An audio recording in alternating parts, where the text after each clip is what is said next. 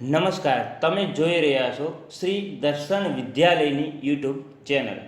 ધોરણ 10 અને ધોરણ 12 સાયન્સ કોમર્સના વિદ્યાર્થીઓ ઓનલાઈન શિક્ષણ મેળવી શકે તે માટે શ્રી દર્શન વિદ્યાલય રતનપરના શ્રેષ્ઠ શિક્ષકોના લેક્ચર અમારી યુટ્યુબ ચેનલ દર્શન સ્કૂલ પર અપલોડ કરવામાં આવી રહ્યા છે, જેથી વિદ્યાર્થી ઘેર બેઠા અભ્યાસ કરીને ઓનલાઈન શિક્ષણનો લાભ મેળવી શકે તે માટે આજે જ સર્વ વિદ્યાર્થીઓ અને વાલી મિત્રોએ આ યુટ્યુબ ચેનલ સબસ્ક્રાઈબ કરી અને તેના રેગ્યુલર અપડેટ્સ મેળવવા માટે નોટિફિકેશન બેલ આઇકોન પર ક્લિક કરવું.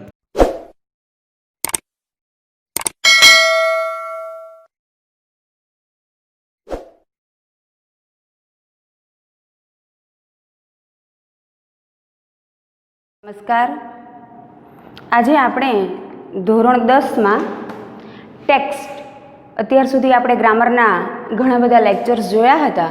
આજે આપણે ટેક્સ્ટ વિશે વાત કરીશું અને તમારી બોર્ડની એક્ઝામમાં ટેક્સ્ટમાંથી કેવી રીતે અને કેટલું પૂછાય છે એની પણ થોડીક આપણે વાત કરી અને પછી પ્રથમ લેસનમાં જ આપણે જોડાઈ જઈશું. તો આવી રીતે તમારું 100 માર્ક્સનું પેપર હોય છે. એમાં તમારે section A, B, C, D અને E એવી રીતે 5 વિભાગ હોય છે. એમાંથી સેક્શન A જે છે એ આખો ટેક્સ્ટનો છે. એમાં ફકરામાંથી આપણે જવાબો લખવાના હોય છે, મતલબ પેરેગ્રાફમાંથી ક્વેશ્ચન્સ આન્સર, એના 10 માર્ક્સ હોય છે. કેવી રીતે ગોતવા, આપણને સ્પેલિંગ કેટલા સાચા આવડે છે, પ્રશ્નનું બંધારણ ખબર પડે છે કે કેમ, એનો મુખ્ય આધાર આપણે પેરેગ્રાફ એટલે કે લેશનના ભાષાંતર ઉપર આપણને ખ્યાલ આવે કે કયા પાઠનો છે. તો એના માટે આપણે આજથી જ ખૂબ સુંદર શરૂઆત કરવાની છે કે ટેક્સ્ટમાંથી આપણે ક્વેશ્ચન આન્સર કેવી રીતે સાચા લખવા. કાર્ડનો ઉપયોગ પણ થશે. આપણે અગાઉ કાર્ડ શીખી ગયા છીએ, તો પ્રશ્નમાંથી જવાબ કેવી રીતે લખવા, આપણે એનું બંધારણ કઈ રીતે સમજવું, આ બધી જ બાબતો આપણે આજે થોડીક વિચારવાની છે, થોડીક જોવાની છે. તો હવે આપણે ટેક્સ્ટમાં પ્રથમ લેશન અગેન્સ્ટ ધ ઓડ્સ, એમાં એના હાર્ડવર્ડ્સ એટલે કે સ્પેલિંગ લખતા જઈશું, ક્યાંક ક્યાંક અઘરા લાગે છે ત્યાં. અને તમારી પાસે પણ પાઠ્યપુસ્તક હશે તો તમે પણ તમારા પાઠ્યપુસ્તકમાં મારી જોડે જોડે જોતા જશો. ન સમજાય તો તમે કોમેન્ટ બોક્સમાં લખી શકો છો. ચાલુ કરીએ છીએ against the odds. Against the odds, against એટલે કોઈક મારી સામે છે, અગેન્સ્ટમાં છે. ધ ઓડ્સ એટલે કે સામા પ્રવાહે. અગેન્સ્ટ ધ ઓડ્સનું સામા પ્રવાહે લેશનની શરૂઆત કરીએ છીએ. હાર્ડવર્ડ્સ જ્યાં જ્યાં લાગશે મને ત્યાં હું બોર્ડ પર લખતી જઈશ, તમે પણ તમારી નોંધપોથીમાં નોંધતા જશો. Tracks to Tajnagar. For 25 years, residents of Tajnagar village near Gurgaon lobbied for a railway station in their village. For 25 years, મતલબ છેલ્લા 25 વર્ષોથી રેસિડેન્ટ્સ એટલે રહેવાસી, તમને બધાને આવડતું જ હશે. રેસિડેન્ટ્સ એટલે રહેઠાણવાસીઓ, ત્યાંના રહેતા હોય એ લોકો. ક્યાંના રહેતા હોય? ઓફ તાજનગર વિલેજ એટલે કે તાજનગર નામના ગામમાં. વિલેજ એટલે તમે લોકો જાણતા જશો, કારણ કે પ્રાઇમરીથી આપણે આ શબ્દ આવે છે. વિલેજ એટલે ગામડાઓના લોકો. નિયર ગુરગાંવ, ક્યાંના લોકો? ગુરગાંવ નજીકના. Lobbied for railway station in their village એટલે કે લોબીડ એટલે કે પસાર થાય છે. For railway station in their village એટલે કે આ ગામમાંથી રેલવે સ્ટેશન પસાર થાય છે. સ્ટેશનના પાટાઓ જે છે એ પસાર થાય છે. એટલે શું વાત કરે છે? આપણે ફરીથી આખી સેન્ટેન્સ છે એનું ભાષાંતર કરીએ. For 25 years, residents of Tajnagar village near Gurgaon lobbied for railway station in their village. છેલ્લા 25 વર્ષોથી તાજનગરના ગામમાં રેલવે સ્ટેશનના પાટા પસાર થાય છે. When their demand was not met, the villagers decided to take matters into their own hands. શું કહે છે? વેન એટલે કે જ્યારે, ધેર એટલે કે તેઓની, ડિમાન્ડ એટલે કે માંગણી, વોઝ નોટ મેટ એટલે કે તેઓએ સ્વીકારી નહીં. કોણે ન સ્વીકારી? આગળ આવશે. ધ વિલેજર્સ ડિસાઇડેડ, ગ્રામવાસીઓએ શું કર્યું? ડિસાઇડેડ નક્કી કરવું.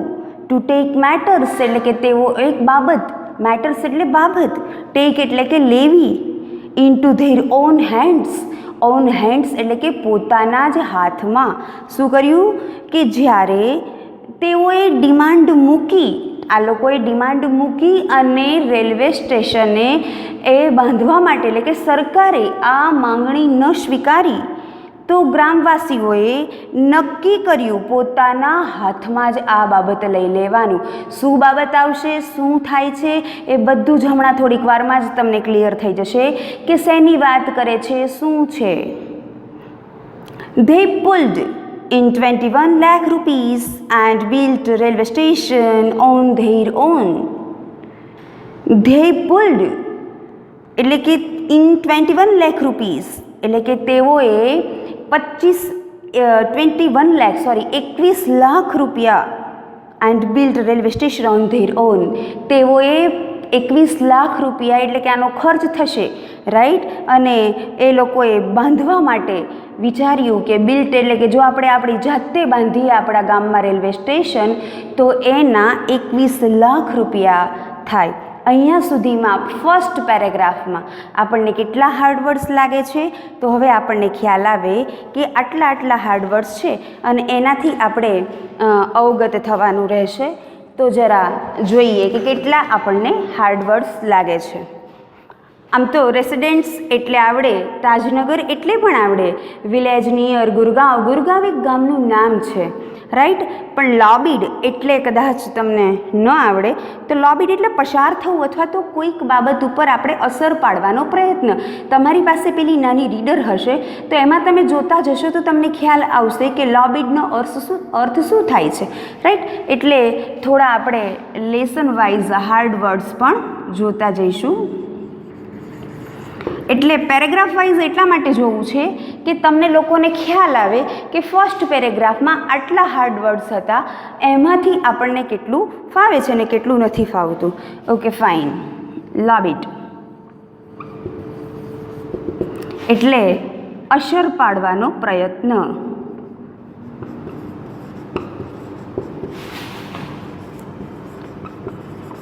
અહીંયા કઈ રીતે ખબર પડી આપણને? તો એ લોકોએ પોતાના ગામમાંથી પાટા પસાર થાય છે, બરાબર. તો એ લોકો એવું ઈચ્છે છે કે આપણા ગામમાંથી પાટા પસાર થાય તો અહીંયા સ્ટેશન કેમ ઊભું ન થાય, રાઈટ. અહીંયા સુરેન્દ્રનગરમાં આપણે તમને ખબર છે કે પેલું જોરાવરનગરને એ છે તો ત્યાં આગળ ખાલી પ્લેટફોર્મ એ લોકોએ ઊભું કર્યું, પણ સ્ટેશન આપણે અહીંયા સુરેન્દ્રનગરમાં પોતે છે, પણ અહીંથી જોરાવરનગરથી પણ તમારા લોકોએ ચડવું હોય તો તમે લોકો જઈ શકો છો, રાઈટ. જે આજુબાજુના વિસ્તારના લોકો હોય એ ત્યાંથી જઈ શકે છે.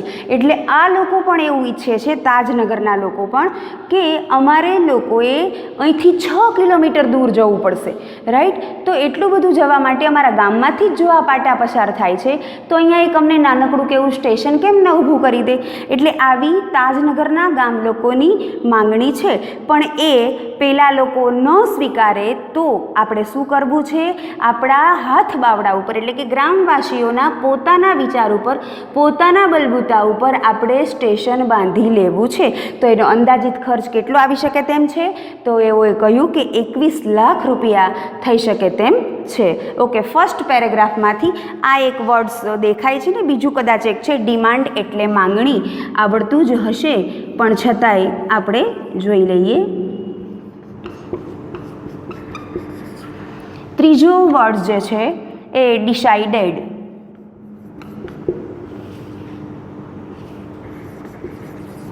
એટલે નક્કી કરવું. કોણે નક્કી કરવાનું છે? ગ્રામવાસી લોકોએ. ઓકે, ઓન હેન્ડ્સ એટલે કે પોતાના જ હાથમાં.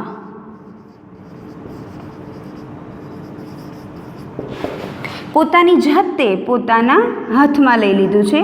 આ કઈ બાબત છે? એ પોતાની હાથમાં અથવા તો પોતાની જાતે પ્રયાસ કરશે એવું કહી શકાય. ઓકે, બિલ્ટ એટલે પણ તમને ખબર પડશે કે બિલ્ટ એટલે શું થાય છે? તો કે બાંધવું થાય છે. ઓકે, અને પુલ્ડ જે છે એ શું છે બાળકો? ફ્રેસીસ છે. તો તમને ખબર પડે કે રકમ ભેગી કેટલી કરવાની છે. પુલ્ડ ઇન એ શું છે? ઇડિયમ્સ એન્ડ ફ્રેસીસ પણ આપણે પૂછાય છે કે એક શબ્દ આપ્યો હોય એનાથી આખું વાક્ય કઈ રીતે બનાવવું, એ તમે જ્યારે આપણે રૂબરૂ મળવાનું થશે ત્યારે હું તમને કહીશ કે આખી પેપર સ્ટાઇલ જે છે એના આધારિત જ આપણે વર્કઆઉટ કરવાનું, જેથી કરીને આપણો સ્કોર કઈ રીતે થઈ શકે. આમાંથી 10 માર્ક્સનું પૂછાય છે. 10 પાર્ટ છે આપણી પાસે, 10 પેરેગ્રાફમાંથી 10 પ્રશ્નો પૂછાય છે. બીજું એવું છે કે આમાંથી શોર્ટ નોટ પૂછાય છે, એમાં એક જ લખવાની હોય છે, 2 પૂછાય છે, 1 લખવાની હોય છે. એના કેટલા માર્ક્સ હોય છે? 3 માર્ક્સ હોય છે. અને 4 જે છે એ આપણને ટ્રુ ફોલ્સ પૂછાય છે, રાઈટ, કે કયું વાક્ય સાચું છે ને કયું વાક્ય ખોટું છે. એટલે ટોટલ મળીને સેક્શન 1માં 17 માર્ક્સનું ટેક્સમાંથી પૂછાય છે. તમને ફર્સ્ટ મેં કીધું કે 10 માર્ક્સના ફકરામાંથી જવાબો, સેકન્ડ આપણે ટૂંક નોંધ એટલે કે શોર્ટ નોટ 2 આપી હશે, 1 લખવાની. ત્રીજી વાત છે કે ટ્રુ ફોલ્સ 4 આપ્યા હશે, 4ના જવાબ આપવાના છે, રાઈટ. એટલે જો આપણને line to line word to word લેશનનો આખો હાર્દ ખબર હશે તો તમે ટ્રુ ફોલ્સમાં પણ પૂરેપૂરા માર્ક્સ મેળવી શકો છો. અને બીજું, આપણને કોઈ શોર્ટ નોટ પૂછાય, દાખલા તરીકે અત્યારે ફર્સ્ટ પોઈન્ટ આપણો કયો ચાલે છે? Tracks to Tajnagar. આ આપણા જે હાર્ડ વર્ડ્સ છે એ ફર્સ્ટ પોઈન્ટ છે ટ્રેક્સ ટુ તાજનગર. તો આ ટ્રેક્સ ટુ તાજનગર એટલે કે તાજનગરના પાટા. તો આમાંથી આપણે જોવાનું છે કે ટ્રેક્સ ટુ તાજનગરની આપણને કોઈ શોર્ટ નોટ પૂછાય તો કઈ કઈ મેટર્સ આપણે યાદ રાખવાની. તો ફર્સ્ટ પેરેગ્રાફમાંથી જ આપણને ખબર પડી 25 વર્ષથી બરાબર છેલ્લા 25 વર્ષોથી તાજનગરના કેટલાક રહેવાસીઓ ગુરગાંવની નજીકમાં પાટાઓ પસાર થાય છે તો એ લોકોએ શું મૂકી છે? ડિમાન્ડ મૂકી કે ભાઈ અમારે અહીંયા પ્લેટફોર્મ ઊભું થાય, બરાબર. તો સરકાર કદાચ હા ના કરે તો ગ્રામવાસીઓ શું તૈયાર થઈ ગયા છે? આપણા પોતાના બલબૂતા ઉપર આપણે કરીશું એવી રીતે. ઓકે, ફર્સ્ટ પેરેગ્રાફ આપણો પૂરો થાય છે. Next, most of the 3000 people living in the village are farmers. most of મોટે ભાગે 3000 people 3000 લોકો living in the village are farmers. શું કહે છે? લિવિંગ એટલે રહેવું, ધ વિલેજ એટલે કે ગામડામાં, આર ફાર્મર્સ એટલે કે ખેડૂતો, રાઈટ. આ ગામમાં 3000 કે તેથી મોટા ભાગના લોકો, 3000 કે તેથી વધુ લોકો શું છે? ખેડૂતો છે. કયા ગામની વાત કરે છે? તાજનગર. તમે બરાબર સમજી ગયા હશો કે તાજનગર ગામની વાત ચાલે છે. એટલે તાજનગર ગામમાં 3000 કે તેથી વધુ લોકો કોણ રહે છે? ખેડૂતો રહે છે. Okay, fine. But such was the burning desire to have a station in the village. Everybody contributed according to their capacity, but પરંતુ સચ જો કે was the burning desire. Burning એટલે અંદરથી આંતરિક, આમ જુઓ તો બળતરા પણ થાય છે, રાઈટ. બર્નિંગ ડિઝાયર, ડિઝાયર એટલે ઈચ્છા, લાગણી, એટલે કે પોતાની જે લાગણીઓ, જે ઈચ્છાઓ જે છે, ટુ હેવ અ સ્ટેશન. તેઓને શું છે કે અમારા ગામમાં સ્ટેશન હોય, ઇન ધેર વિલેજ એટલે કે અમારા ગામમાં સ્ટેશન હોય તેવી એ લોકોને પ્રબળ ઈચ્છા છે. બર્ન પ્રબળ. એવરીબડી કન્ટ્રીબ્યુટેડ, દરેક લોકો કન્ટ્રીબ્યુટેડ, અંદર શું આપવા ઈચ્છે છે? યોગદાન. એકોર્ડિંગ ટુ એટલે કે પોતાના મત મુજબ, ટુ ધેર કેપેસિટી પોતાની ક્ષમતા મુજબ. જો આટલી આ સેકન્ડ જે ફૂલ સ્ટોપ આવે છે ત્યાં સુધીમાં લગભગ 4-5 આપણે હાર્ડ વર્ડ્સ છે, હમણાં આપણે લખી દઈએ છીએ એટલે તમને પ્રોપર ખ્યાલ આવે. ફાઇન. ઓકે, શું કહ્યું છે? But such was burning desire to have station in their village. એટલે કે જો કે તેઓની પ્રબળ ઈચ્છા છે કે આપણા ગામમાં સ્ટેશન થાય અને દરેક વ્યક્તિ, એવરીબડી, દરેક વ્યક્તિ અંદર પોતાની ક્ષમતા અનુસાર, એકોર્ડિંગ ટુ કેપેસિટી, પોતાની ક્ષમતા અનુસાર, પોતાના મત મુજબ એ લોકો શું કરશે? કન્ટ્રીબ્યુટ, યોગદાન, મતલબ આર્થિક પૈસાઓ આપશે. શું કામ? 3000 કે તેથી વધુ લોકો કોણ છે? ખેડૂતો છે. અને બધા જ ખેડૂતો શું ઈચ્છે છે? અમારા ગામમાંથી પાટા પસાર થાય છે તો અહીંયા એક પ્લેટફોર્મ ઊભું થાય, આવી પ્રબળ ઈચ્છા ધરાવે છે. તમને અહીં સુધી ક્લિયર થતું જાય છે બધા લોકોને? Okay. ranging from 3000 rupees to 75,000 rupees. Ranging એટલે એનો વિસ્તાર બાંધી દેવાનો છે. શાનો વિસ્તારની વાત કરે છે? કે દરેક વ્યક્તિની કેપેસિટી સાચી, પણ કેટલા રૂપિયા? હું એમ કહું હું 1000 રૂપિયા, હું 100 રૂપિયા, હું 50 રૂપિયા, એમ નહીં. રેન્જ બાંધો. ઓછામાં ઓછા કેટલા કહે છે આપણને? ફ્રોમ 3000 એટલે કે 3000 રૂપિયા અને 75,000 રૂપીસ, અને વધુમાં વધુ આપવા હોય તો કેટલા? 75,000 રૂપિયા. એટલે 3000થી અડધોય રૂપિયો એટલે કે 2900 અને 99 રૂપિયા આપો તો પણ ચાલશે નહીં, અને 75,100 આપશો તો પણ ચાલશે નહીં. એટલે એ લોકોએ વિસ્તાર બાંધી દીધો, રેન્જ બાંધી દીધી ગ્રામવાસી લોકોએ, કે આપણે 3000થી 75,000ની વચ્ચે આપણે યોગદાન ગ્રામવાસીઓ પાસેથી ભેગું કરીશું, એકઠું કરીશું. સમજાય છે બધાને? Okay. They donate money for the station and we started the construction in January 2008, said Ranjit Singh, a former village સરપંચ. શું વાત કરે છે?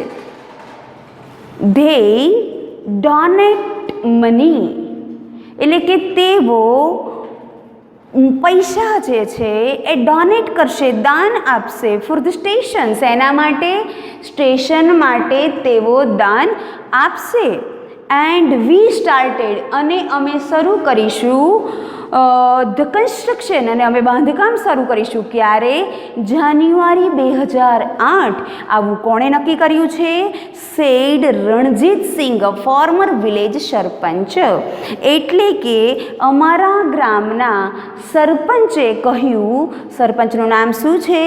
રણજીત સિંહ, એટલે કે ભૂતપૂર્વ. ફોર્મર ધેટ મીન્સ ભૂતપૂર્વ. સરપંચે કહ્યું કે જેવા પૈસા આવતા જશે ગ્રામવાસીઓના, એવા અમે ભેગા કરી, આ દાન ભેગું કરી અને અમે જાન્યુઆરી 2008માં આ કન્સ્ટ્રક્શન એટલે કે રેલવે સ્ટેશનનું બાંધકામ શરૂ કરીશું.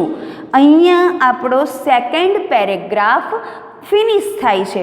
એમાંથી કેટલાક હાર્ડ વર્ડ્સ જે છે એ બોર્ડ પર લખતી જાઉં છું. તમને ન સમજાય તો તમે લોકો મારી જોડે જોડે પૂછતા જાઓ છો, અથવા તો કોમેન્ટ બોક્સમાં તમે લખી શકો છો. તમે મારી સાથે લખો છો. આને આપણે ભૂસી દઈએ છીએ.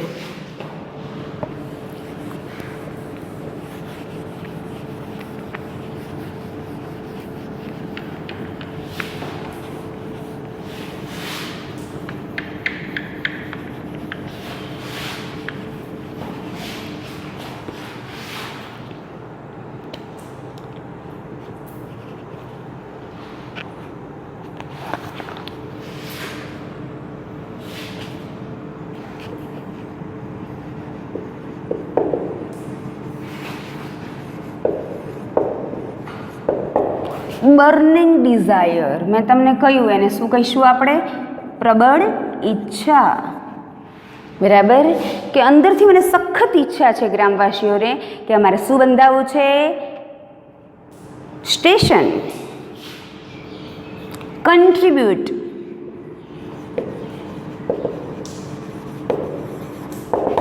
કન્ટ્રીબ્યુટ એટલે શું થશે? યોગદાન.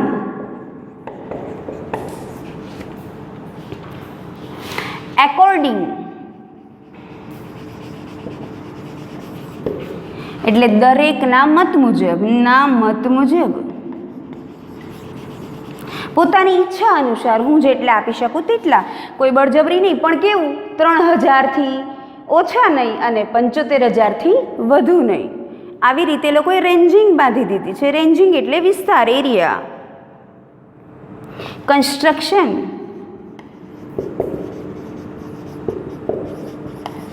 એટલે શું થશે? બાંધકામ.